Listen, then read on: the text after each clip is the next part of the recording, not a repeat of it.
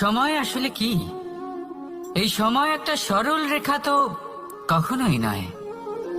সময় হলো একটা চক্র, যেখানে এর আদি সেখানেই হলো এর অন্ত, আর যেখানে তা শেষ হয় সেখান থেকেই তার শুরু হয়।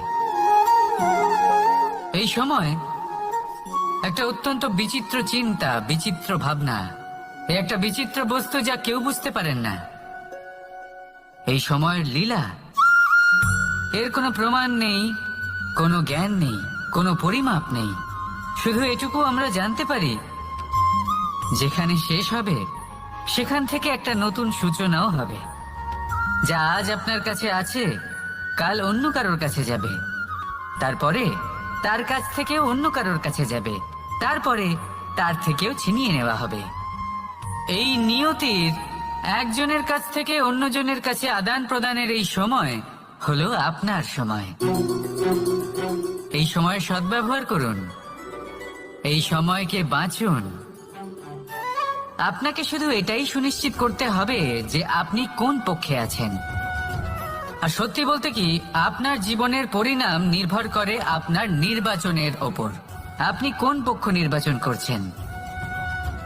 তাহলে মনে রাখবেন, জীবনে সেই পক্ষই নির্বাচন করবেন যা চয়ন করার পরে আপনি সুখ অনুভব করবেন, আপনি সন্তোষ লাভ করবেন, প্রসন্নতা লাভ করবেন। আর আমি এটাই সুনিশ্চিত করব যে এই পক্ষ যেন শান্তির পক্ষ হয়, এই পক্ষই যেন প্রেমের পক্ষ হয়। তাহলে চিন্তা করবেন না, আর আসুন আমার সাথে ভালোবেসে বলুন, রাধা রাধা। দৃষ্টি আর দৃষ্টিভঙ্গি, এই সমগ্র লীলা হলো এই দুইয়ের। বিচিত্র হতে পারে, কিন্তু এটাই সত্যি। এবার আপনাকে একটা উদাহরণ দিয়ে বোঝাই। অনেক সময় আপনি কোনো ব্যক্তিকে এটা বলতে শুনবেন যে আমি আমার নিজের উপরে গর্ব করি, আমি নিজেকে নিয়ে গর্ব করি, আমি খুব ভালোভাবে আমার মা বাবার সেবা করি, ওনাদের আমি সবসময় সুখী রাখি, ওনাদের আমি একটা বাড়ি দিয়েছি, সকল সুখ সুবিধা দিয়েছি, ওনাদের জীবনে প্রত্যেক জিনিস দিয়েছি আর দেব যা তাদের প্রয়োজন। এবার আমাকে বলুন যে আপনি কে হন। আপনি হলেন সেই বীজ যা আপনার মাতা পিতা রোপণ করেছেন। আপনার মা বাবাই আপনাকে এই সংসারে জন্ম দিয়েছেন। এবার এইসব কথার কি তাৎপর্য? এই হলো সেই ব্যক্তির দৃষ্টিভঙ্গি। এবার দেখা যাক এই প্রকৃতি আমাদের কি শেখায়। কখনো কোনো গাছকে দেখবেন, যখন সেই গাছে ফল আসে, সে মালিকে এটা বলে না যে দেখো আমি তোমাকে ফল খেতে দিচ্ছি। সেই বৃক্ষ এটা বলে না যে দেখো আমি তোমায় আহার করতে দিচ্ছি, কারণ ও জানে যে এটা হলো সেই মালির পরিশ্রম, এটা হলো তারই কর্মের ফল, আর এটা তারই পাওয়া উচিত। সে বলে যে তোমার জিনিস তোমাকেই অর্পণ করলাম, এ আমার জিনিস নয়। ও জানে সেই মালির গুরুত্ব আসলে কি। এটা হলো তার দৃষ্টিভঙ্গি। সেই জন্য আপনি জীবনে কোন ব্যক্তির মধ্যে, কোন পশু পাখির মধ্যে, কোন প্রাণীর মধ্যে, কোন পরিস্থিতিতে, কোন আবেগের মুহূর্তে কি দেখতে পাচ্ছেন, সেটা আপনার দৃষ্টিভঙ্গির উপরে নির্ভর করছে। তাই নিজের মনে ধনাত্মক ভাব জাগ্রত করুন, শুভ চিন্তা নিয়ে আসুন। এই ভাবনাই সত্য হয়ে সামনে আসবে। এই দৃষ্টিভঙ্গি এমন হয়ে যাবে যে আপনার জীবনে সবকিছুই শুভ হবে। তাহলে আসুন আর আমার সাথে ভালোবেসে বলুন, রাধা রাধা। প্রতিশোধ অথবা কাউকে দুঃখ দেওয়ার ভাবনা, যদি এটা আপনার মনে থাকে, তাহলে আপনি নিজের মনেই যন্ত্রণার একটা বিশাল বৃক্ষ রোপণ করছেন, এটা মনে রাখবেন। কারণ কাউকে দুঃখ দেবার এই ভাবনা, এটা হলো সেই বীজ যা আপনার মনেই পতিত হবে, আপনার মনেই অঙ্কুরিত হবে, আর আপনার মনেই একটা বিশাল বৃক্ষরূপে বেড়ে উঠবে। জীবন আপনার, কর্ম আপনার, কাউকে দুঃখ দেবার ভাবনা আপনার ছিল, এই বৃক্ষ হলো আপনার, তাই এর ফলও আপনিই পাবেন, যা গ্রহণও আপনাকেই করতে হবে। মনে রাখবেন, যে মানুষ এটা ভাবে যে আমি ওকে দুঃখ দেব, ওকে কষ্ট দিতে চাই আমি, সেই মানুষই দুঃখ আর কষ্ট পেয়ে থাকে। যদি সেই জায়গায় আপনি এটা ভাবেন যে আমি কাউকে সুখী করে তুলতে চাই, কাউকে সুখ প্রদান করতে চাই, তাহলে তারও বীজ আপনার মনেই রোপণ হবে, বৃক্ষে পরিণত হবে, যার ফলও আপনিই পাবেন। এখানে বিষয়টা হলো শুধু মানসিকতার চিন্তা, যা সত্য হয়ে আপনার সামনে আসে। তাহলে এই মানসিকতা শুভ করুন, সবার জন্য মঙ্গল কামনা করুন। অন্যের মনে আপনার জন্য ভালো চিন্তা থাকুক বা না থাকুক, আপনি সবার জন্য শুভ চিন্তা করে কর্ম করতে থাকুন, তাহলে আপনার সাথেও ভালোই হবে। তাহলে আসুন আর আমার সাথে ভালোবেসে বলুন, রাধা রাধা। সুখ আর অভিজ্ঞতা, এই দুই জীবনে একসাথে কখনোই আসে না। মনে রাখবেন, যেখানে সুখ থাকে সেখানে অভিজ্ঞতা থাকে না। আর যখন এই সুখ আমাদের জীবন থেকে দূরে চলে যায়, তখন আমাদের জীবনে আসে এই অভিজ্ঞতা। পরমাত্মা, প্রকৃতি, নিয়তি এই অভিজ্ঞতাকে আমাদের জীবনে পাঠান, যাতে আমরা একটা অত্যন্ত গুরুত্বপূর্ণ শিক্ষা, একটা জ্ঞান প্রাপ্ত করতে পারি। এই অভিজ্ঞতা আমাদের শেখায় যে অতীতে এমন কি হয়েছিল যা আমাদের করা উচিত হয়নি। আমাদের শেখায় ভবিষ্যতে এমন কি আছে যা আমাদের করা উচিত আর কি করা উচিত নয়। দেখতে গেলে এই অভিজ্ঞতা আমাদের সেই শিক্ষা দেয় যার জন্য আমরা সুখের দিকে উচিতভাবে অগ্রসর হতে পারি। সেই জন্য জীবনে যখনই দুঃখ আসবে, দুঃখের এই সময় আসবে, তখন হতাশ হবেন না। বোঝার চেষ্টা করুন এই পরিস্থিতি কেন এসেছে, কি শিক্ষা দিতে এসেছে। যদি আপনি সেই জ্ঞান লাভ করেন, সুখের পথে অগ্রসর হন, তাও উচিত রূপে, তাহলে এই অভিজ্ঞতার উদ্দেশ্য পূরণ হয়ে যায়। তাহলে আসুন আর আমার সাথে ভালোবেসে বলুন, রাধা রাধা। জীবনে শিখরে পৌঁছানোর জন্য মানুষের কি প্রয়োজন হয়ে থাকে? সিঁড়ির। কিন্তু তাও প্রত্যেক মানুষ, প্রত্যেক ব্যক্তি শিখরে পৌঁছতে পারেন না। এর কারণ কি? কারণ একটা হতে পারে যে মানুষ কল্পনা করতে থাকেন কিন্তু সিঁড়ি খুঁজে পান না। কিছু মানুষ খুঁজে নেন কিন্তু তা পেয়ে এতটাই প্রসন্ন হয়ে যান যে তারপর আর কোনো কর্মই করেন না। খুব সোজা ব্যাপার। অনেক মানুষ সিঁড়ি খুঁজে পান না, আর যদি পেয়েও যান তাও যতক্ষণ না তাতে চড়ছেন সেই শিখরে পৌঁছবেন কি করে? যতক্ষণ না আপনি পরিশ্রম করছেন, যতক্ষণ না সেই সিঁড়িতে আপনি চড়ছেন, যতক্ষণ না ক্লান্ত হচ্ছেন, আপনার পায়ে হাঁটুতে ব্যথা না হচ্ছে, ততক্ষণ এই শিখরে পৌঁছানোর সৌভাগ্য লাভ করতে পারবেন না। তাহলে কল্পনার সাথে কর্ম করুন, পরিকল্পনার সাথে পরিশ্রম করুন, সবকিছু পাবেন। আসুন আমার সাথে ভালোবেসে বলুন, রাধা রাধা। সমস্যা, কঠিন সময়, সংকট, বিপদ কার জীবনে নেই? প্রত্যেকের জীবনে আছে।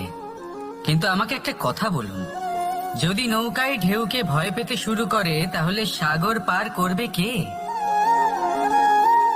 কখনো কোনো ছোট্ট পিঁপড়েকে দেখেছেন যে আকারে হয়তো ছোট হতে পারে কিন্তু বড় শিক্ষা দিয়ে যায়? কিন্তু আমরা শিখি না। এবার দেখুন একটা পিঁপড়েকে যে ভোজনের খোঁজে বাইরে বের হয়, একটা ছোট্ট দানা তুলে নেয়। ছোট দানা তোলে কারণ তার থেকে বেশি সে তুলতেই পারবে না। সে দানা নিয়ে চলতে শুরু করে, কোনো দেওয়ালে উঠে পড়ে, আবার পড়েও যায়। সেই দানা দূরে কোথাও একটা পড়ে যায়, তা আবার খোঁজে, তুলে নেয়, আবার চলতে থাকে। পড়ে যায় আবার ওঠে, পড়ে যায় আবার ওঠে। সেই দানাটা রেখে দেয়, আবার বেরিয়ে পড়ে ভোজনের খোঁজে। পরিশ্রম করতে থাকে কিন্তু হার মানে না। এই শিক্ষাই তো আমাদের প্রাপ্ত করতে হবে। নিরন্তর পরিশ্রম আর নির্ভীক হয়ে কর্ম করে যেতে হবে। এটাই হলো সাফল্যের মাধ্যম, এটাই হলো জয়ের মন্ত্র, অচ্যুত অজয় অস্ত্র। তাহলে আসুন আর আমার সাথে ভালোবেসে বলুন, রাধা রাধা।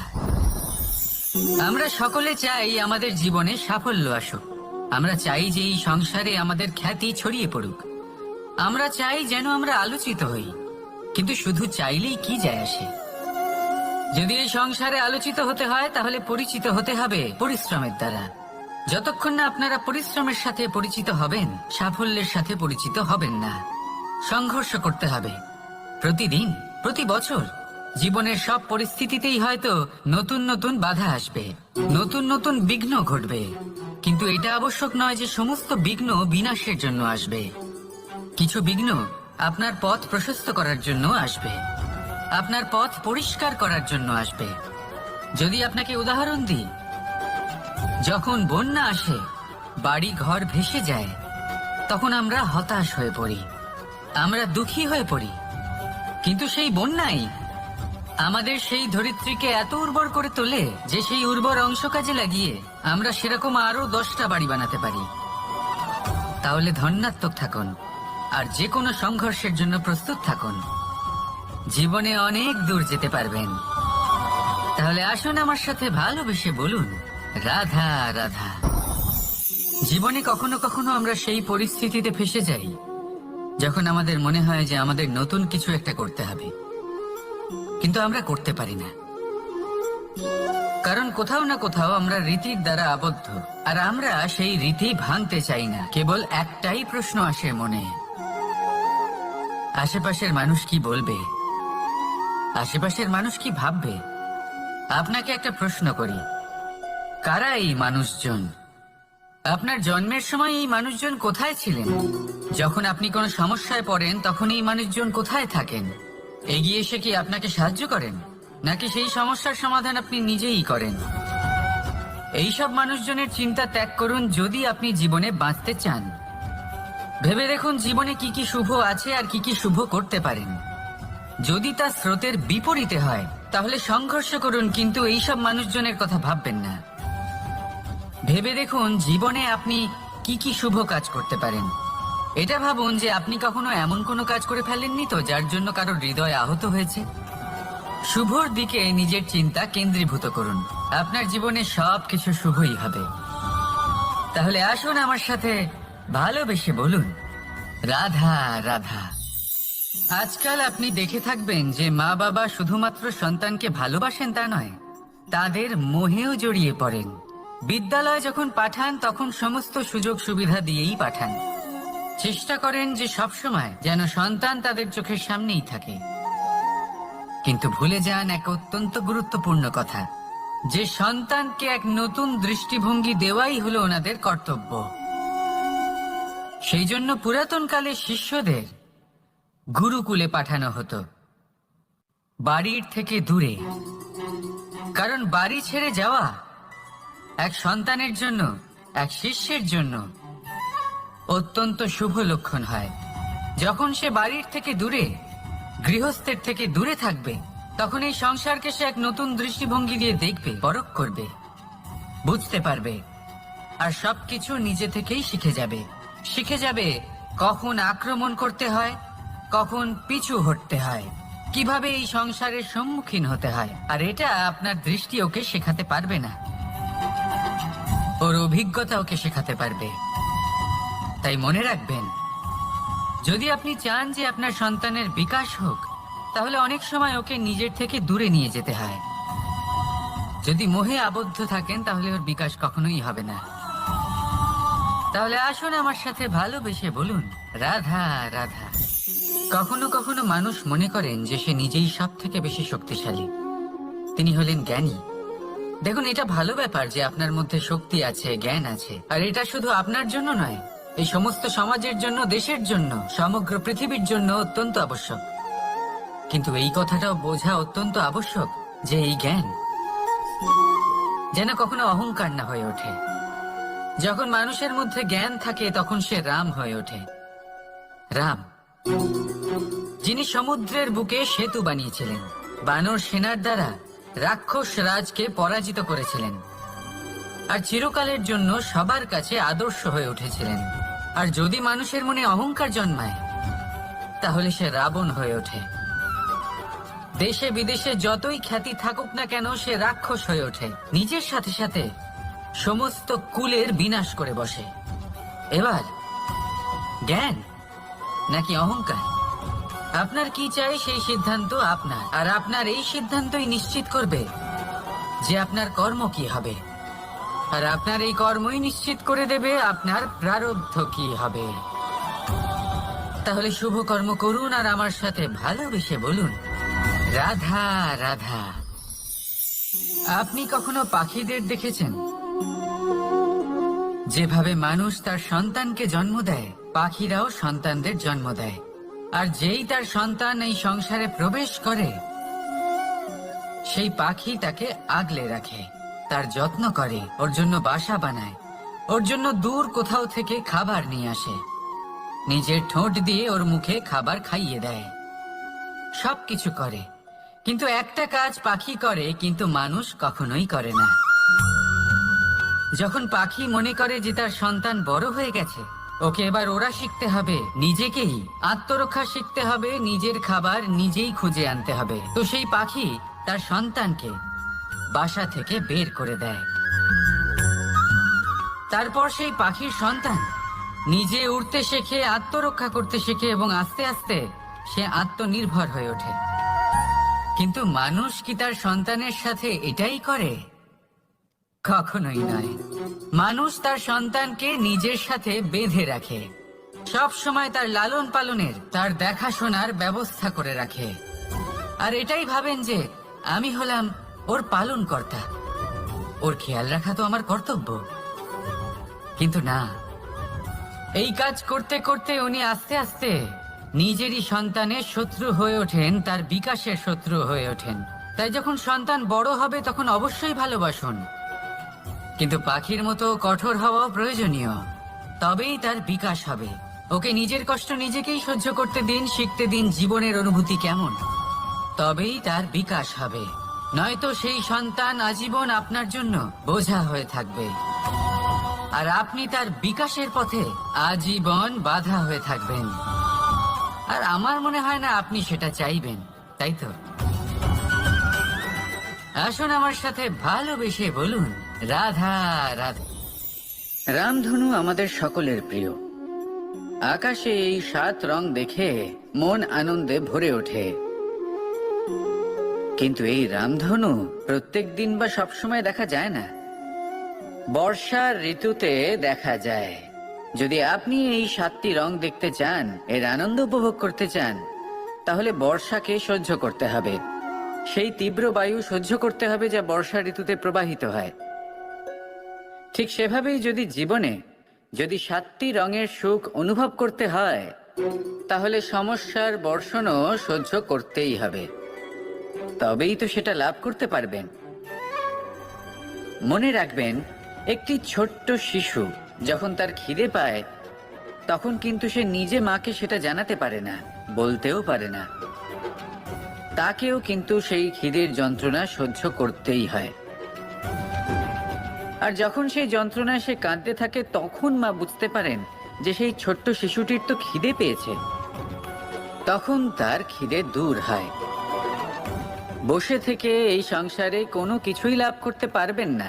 যদি সুখ ভোগ করতে হয়, তাহলে যন্ত্রণাও সহ্য করতে হবে, পরিশ্রমও করতেই হবে। তাহলে সাহসের সাথে সব যন্ত্রণার সম্মুখীন হন, শৌর্যের সাথে পরিশ্রম করুন, আর আমার সাথে ভালোবেসে বলুন, রাধা রাধা।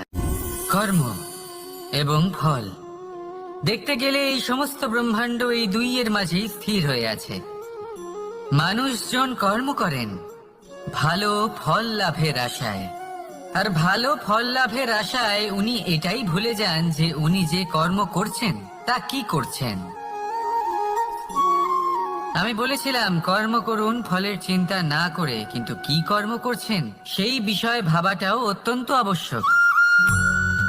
নয়তো অনেক সময় আমরা এমন কর্ম করে ফেলি যা না চাইতেও বিষে পরিণত হয়, যা হয়েছে দুঃশাসনের সাথে, দুর্যোধনের সাথে, গুরু দ্রোণের সাথে। একজনের মানসিকতা উচিত ছিল না, একজনের বিবেক উচিত ছিল না, আরেকজন যে পক্ষ নির্বাচন করেছিলেন সেই পক্ষ উচিত ছিল না। আর যা কিছু ওনাদের সাথে হলো, আপনার আমার আমাদের সকলের সাথে তা হতে পারে।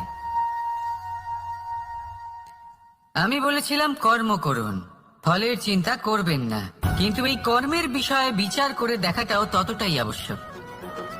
দেখুন, কর্ম করার উচিত প্রক্রিয়া ফলের চিন্তা না করা, কিন্তু যদি আপনার কর্ম শুভ হয়, তাহলে তার ফল ও নিয়তি আপনাকেই দেবে।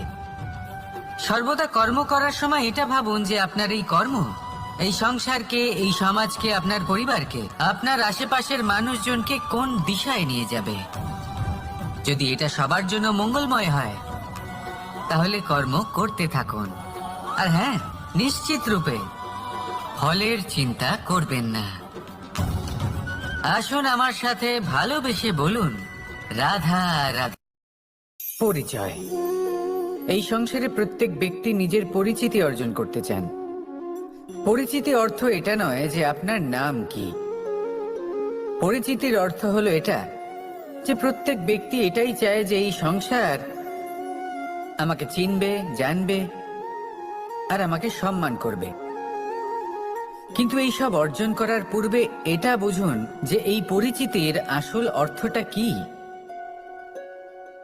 যদি কোনো ব্যক্তি এটা বলেন এর পরিচয় হলো এটাই যে সে একজন ধনী পিতার পুত্র, তাহলে সেই পরিচিতি পুত্রের নয় বরং তার পিতার। যদি কেউ এটা বলে যে সেই ব্যক্তির পরিচয় হলো সে খুব সুন্দর, তাহলে সেই পরিচয় হলো তার রূপের, সেই ব্যক্তির নয়। বাস্তবে পরিচয় কি? আপনার সান্নিধ্য লাভ করে কোনো ব্যক্তি কি অনুভব করতে পারে, তার কি ধরনের অনুভূতি হয়। আপনার পদ, আপনার সম্পত্তি, এই সব কিছুর ঊর্ধ্বে হলো আপনার আসল পরিচয়। যদি কোনো ব্যক্তি আপনাকে স্মরণ করেই প্রসন্ন হয়ে যান, তাহলে সেটাই হলো শ্রেষ্ঠ পরিচয়। তাই এই সংসারে নিজের শ্রেষ্ঠ পরিচয় গড়ে তুলুন আর আমার সাথে ভালোবেসে বলুন, রাধা রাধা। বটবৃক্ষের বীজ সর্ষের দানার থেকেও ছোট হয়, কিন্তু যখন তা নিজের রূপ ধারণ করে তখন তা বিশাল বৃক্ষের আকার ধারণ করে, যা সহস্র বছর ধরে বেঁচে থাকে, ছায়া প্রদান করে, পাখিদের আশ্রয় প্রদান করে আর দেয় পথচারীদের বিশ্রাম করার স্থান। কেন? কারণ সেই ছোট বীজ তা মাটির ভেতরে গিয়ে নিজের খোলস ত্যাগ করে। অন্ধকারে থাকে সে, যতই আলো আসুক না কেন, যতই বর্ষা আসুক না কেন, সব সহ্য করে। আর তারপরে একটা চারা গাছ অঙ্কুরিত হয়, তারপর ধীর গতিতে একটা বিশাল বৃক্ষতে পরিণত হয়। দেখুন, জীবনে কঠিন সময় আসে, এই জন্য নয় যে আপনি হার মেনে নেবেন, এই জন্য আসে যাতে আপনি ভবিষ্যৎ নির্মাণের জন্য নিজেকে তৈরি করতে পারেন।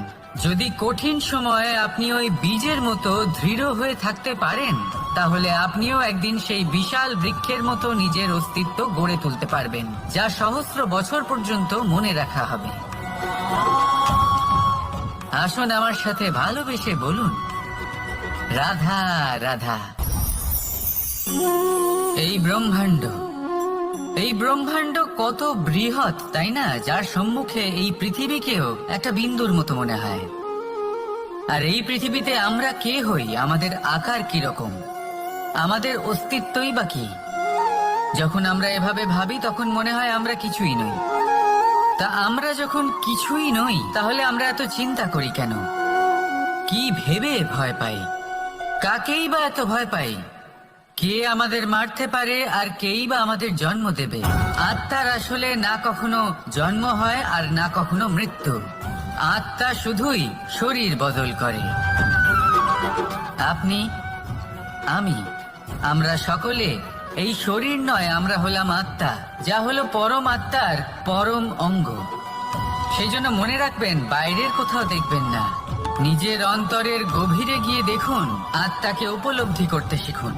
ক্লেশ, ভয়, চিন্তা, এই সব কিছুর থেকে নিজেকে দূরে রাখুন, তাহলেই উপলব্ধি করতে পারবেন পরমাত্মাকে। তাহলে আসুন আমার সাথে ভালোবেসে বলুন, রাধা রাধা। পরিবর্তন এই সংসারের শাশ্বত নিয়ম। কোন রাজা নেই যিনি চিরকাল রাজা থাকেন, কোন ধনী ব্যক্তি নেই যিনি চিরকাল ধনী থাকবেন। এই সংসারে সূর্যের স্থান নেওয়ার জন্য চন্দ্রিমার আগমন ঘটে। কোন স্থান যাকে পতিত বলা হয়েছিল, সেখানে মহল তৈরি হয়েছে। কোন স্থান যাকে আজ মলিন বলা হয়েছে, কাল সেখানে মন্দির স্থাপন হতে পারে। কোন ঋতু চিরকালের জন্য থাকে না, কখনো সময় চিরকাল একরকম থাকে না। আজ যা আপনার কাছে রয়েছে, কাল অন্য কারোর ছিল। আজ যে আপনার কাছে রয়েছে, কাল তা অন্য কারোর কাছে চলে যাবে। আপনার সাথে কিছু থাকলে তা হলো আপনার কর্ম, কিন্তু সেই কর্মের পরিণামও আপনার নয়। আপনি শুধু কর্ম করুন, বাকি সবকিছুই পরিবর্তনশীল।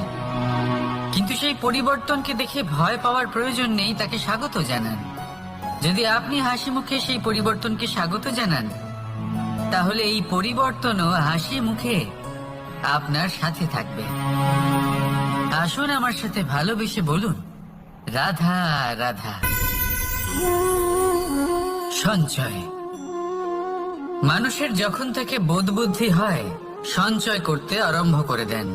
সঞ্চয় করতে থাকেন ভোজনের, সঞ্চয় অর্থের, সঞ্চয় শক্তির। নিজের জন্য করেন, নিজের পরিবারের জন্য করেন, নিজের স্ত্রীর জন্য করেন, সন্তানের জন্য করেন, সন্তানের সন্তানের জন্য সঞ্চয় করেন। সঞ্চয় করার জন্য ওনার কাছে অনেক কারণ রয়েছে, কারণ উনি এটা ভাবেন যে এই সঞ্চিত শক্তির জন্য কেউ ওনার কোনো ক্ষতি করতে পারবে না। মানুষ ভুলে যান একটা গুরুত্বপূর্ণ কথা, এই সত্য, উনি এই সংসারে খালি হাতেই এসেছিলেন, আর এখান থেকে ওনাকে খালি হাতেই যেতে হবে। যা এখানকার তা এখানেই থেকে যাবে। আর যদি কিছু ওনার সাথে যায় তাহলে ওনার কর্ম, আর কিচ্ছু নয়। তাই যদি কিছু অর্জন করতে চান, তাহলে শুভ কর্ম অর্জন করুন, আত্মশক্তি অর্জন করুন, কারণ পরলোকে এটাই হবে আপনার সম্পত্তি। তাহলে কি এটা আপনি অর্জন করতে চান না? আসুন আর আমার সাথে ভালোবেসে বলুন, রাধা রাধা। সদিচ্ছা। দেখতে গেলে 3 অক্ষরে তৈরি এই শব্দ, কিন্তু সমস্ত ত্রিলোক তার উপরেই আধারিত। আপনি এই সংসারে এসেছেন, তখন অবশ্যই শ্বাস নেবেন, কিন্তু তার বদলে আপনাকে কিছু তো দিতেই হবে। আপনার উপর নির্ভর করছে আপনি কি দেবেন। কি দেবেন এই সংসারকে, এই সমাজকে, নিজের পরিবারকে, আর তার বদলে কি নেবেন? যশ নাকি অপযশ? দেখুন, এক ছিল রাবণ, যে কিনা সমুদ্র পার করলো সীতাকে অপহরণ করার জন্য, আর এক ছিলেন রামচন্দ্র, যিনি সমুদ্র পার করেছিলেন, সেতু বানিয়ে গিয়েছিলেন সীতাকে ফিরিয়ে নিয়ে আসার জন্য। দুজনেই সমুদ্র পার করেছিলেন, শুধু পার্থক্য ছিল সদিচ্ছাকে বোঝার, লক্ষ্যের। অনেক মানুষের যাত্রা একরকম হতেই পারে, কিন্তু আনন্দ তখনই লাভ করবেন যখন লক্ষ্য শুভ হবে, মহান হবে। এই লক্ষ্য দিয়ে এই সংসারের কল্যাণ হবে এবং মানুষের সম্মান হবে। যদি আপনার সংকল্প উচিত হয়, তাহলে আপনার লক্ষ্য উচিতই হবে, নয়তো শুধুমাত্র বিনাশ হবে। আর উচিত এটাই হবে যে বিনাশের হাত থেকে যেন নিজেকে বাঁচানো যায়, কি বলেন? তাই জীবনে যে লক্ষ্য স্থির করছেন, মনে রাখবেন তা যেন শুভ লক্ষ্য হয়। যদি এরকম হয়, তাহলে আপনার যাত্রা, আপনার জীবন দুটোই শুভময় হবে। আসুন আর আমার সাথে ভালোবেসে বলুন, রাধা রাধা। সুরক্ষা। এই সুরক্ষা আসলে কি?